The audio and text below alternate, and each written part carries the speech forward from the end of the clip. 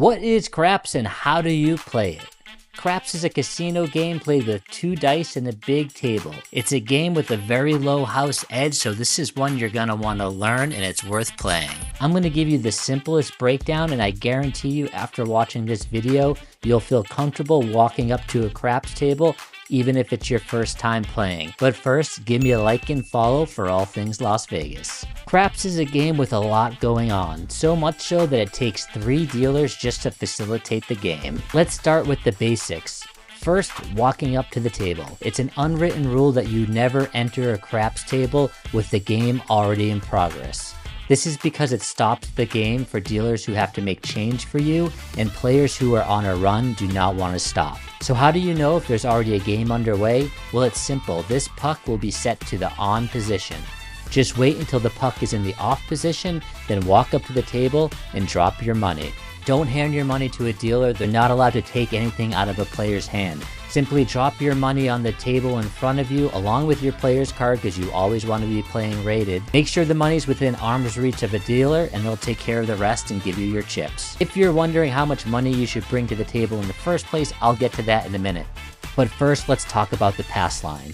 The entire game of craps centers around the pass line. There are a lot of other bets around the table, but if this is the only bet you learn, you can still play this game like a pro. So we've got our chips and the puck is in the off position. This means the game is about to start, and it's called the come out roll. Place your bet on the pass line directly in front of you. Just bet the table minimum to start. In this case, it's $10. Now the stick man will pass the dice to a player at the table. If they come to you, you'll definitely want to shoot because new players are lucky, but I'll explain how to shoot later. For now, someone else is shooting, and the reason we know this is because the dealer says dice are out.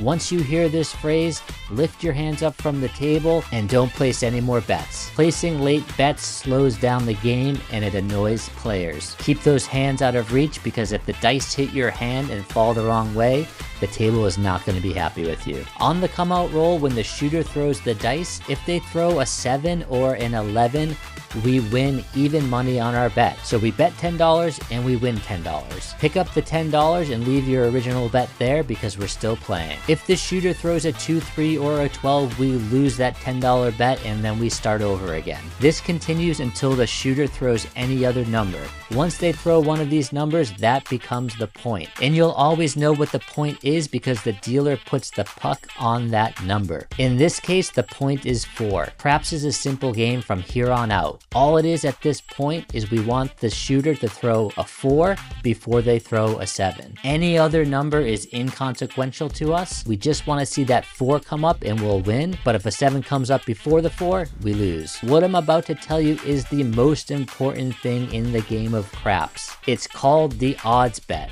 This is the best bet in the casino. I did a whole video on this. You can see it pinned to my page. It has over 10 million views across all platforms at this point in time. Before the shooter attempts to hit the point, you want to drop another bet behind your pass line bet with about 2 fingers worth of space to signify to the dealers that this is an odds bet. All you're doing is adding to your current bet. Because of this, sometimes people will refer to it as backing up your bet. The reason why we put the money on the odds bet instead of just placing a bigger pass line bet is because the odds bet has no casino house edge. They call it the odds bet because it pays true odds. The catch is you need to play the pass line in order to get access to the odds bet. Because this bet is so good, casinos actually limit how much money you can put back here. Most casinos on the Las Vegas Strip stick to what is called 3, 4, 5x odds. That means depending on which number is the point, you can either put 3 times, 4 times, or 5 times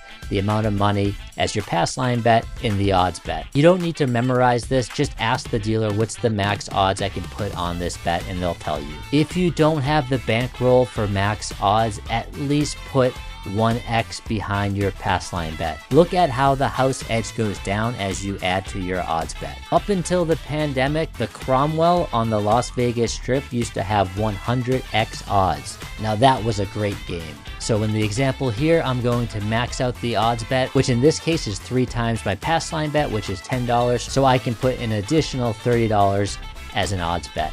So now if we hit our 4, we get paid even money on the $10, so we make $10 on the pass line.